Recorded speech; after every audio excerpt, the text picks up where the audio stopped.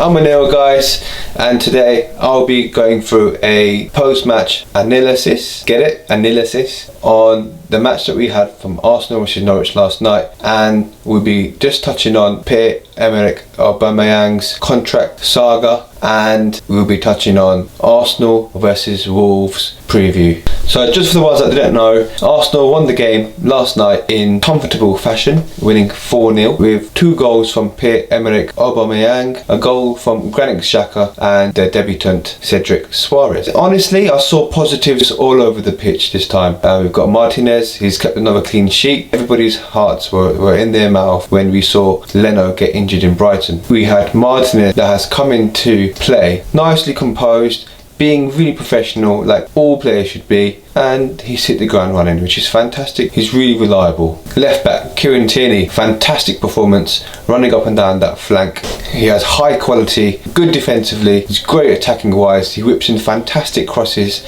making it nightmare for all defenders to defend against, and that's what we need. He has great end product. On the other side, Hector Bellerin is not on his highest level at the moment. He's been affected through injuries in the past, and it's going to take him a little while to get back to his best. I think we need to give him a bit more time and allow him to compete with Maitland-Niles and Suarez, and let's see if it gets the best out of him, and hopefully let that improve his confidence. In midfield, Granit Xhaka, a very professional performance from him. Most Arsenal fans didn't think he'd have a future at Arsenal from the outburst that led to his captaincy becoming revoked. Now he has stayed professional, he's put his head down and just cracked on with things, and he is delivering good, robust performances on the pitch. Reiss Nelson, I don't think is ticking for him at the moment. In my opinion, I think he needs to go out on loan again for a full season. Hopefully that can upskill him and ready for next season. Alexander Lacazette, unfortunately it's not ticking for him either. He needs a goal under his belt in order to increase his confidence. He's not scored an away goal in over a year now against the top 6 sides. He's not in form at the moment, and he needs to get goals quickly before he will be dropped. And let's touch on Pierre-Emerick Aubameyang. Fantastic performance, 2 goals, an assist, and Oba is the Arsenal's record breaker. He's the first Arsenal player to reach 50 goals in the least amount of games. If people are comparing him to Thierry Henry, he's probably the next big thing that we've had since Thierry Henry. But now as everyone is comparing him to Henry, which he does have his similarities to, his contract saga is very similar to Henry's. He's coming to the end of his career, he's looking forward to his last and final contract. Maybe if Arsenal get into the Champions League places this season, that might convince him to stay, and if Arsenal show enough ambition in the transfer market, that might also convince him to stay. Henry came out himself and said, I wouldn't blame him if he was to leave due to the lack of silverware that Arsenal are getting at the moment. In my opinion, it will come down to Champions League qualification if he was to put pen to paper. So overall, good performance against Norwich. We've won 3 in the bounce now, and let's build momentum for our next game against Wolves.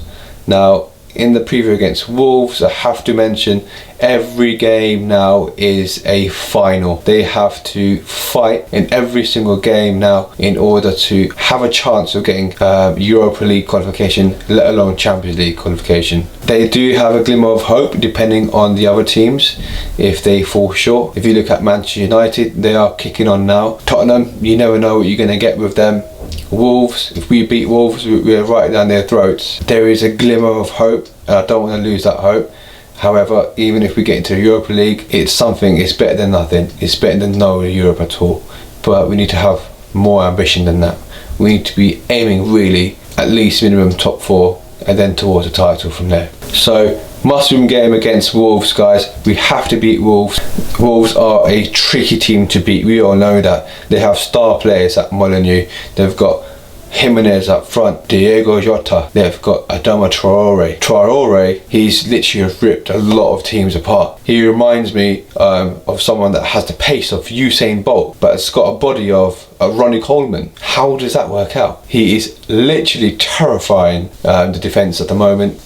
So Arsenal need to come up with the goods. Arsenal need a strong wing back that's pacey, that can handle him, and maybe we can double up on him as well. So if Traore is playing on the right hand side, maybe we can get Kolasinac on the left hand side and have a bit of support from him, even if he gets moved to the left wing for Wolves. I don't think Hector Bellerin can deal with his pace and his power. I think he will be able to shrug Bellerin off the ball too easily, and it's happened before. It's going to come into a decision where maybe Maitland-Niles or Suarez will have to fill in the gap and become the right back four. If I was to choose someone, I think it's too soon for Suarez to come in to become a right back. I think Maitland-Niles should be in the right back position and get ready for Wolves' counter attack. A prediction against Wolves, I'm going for 2-1 Arsenal.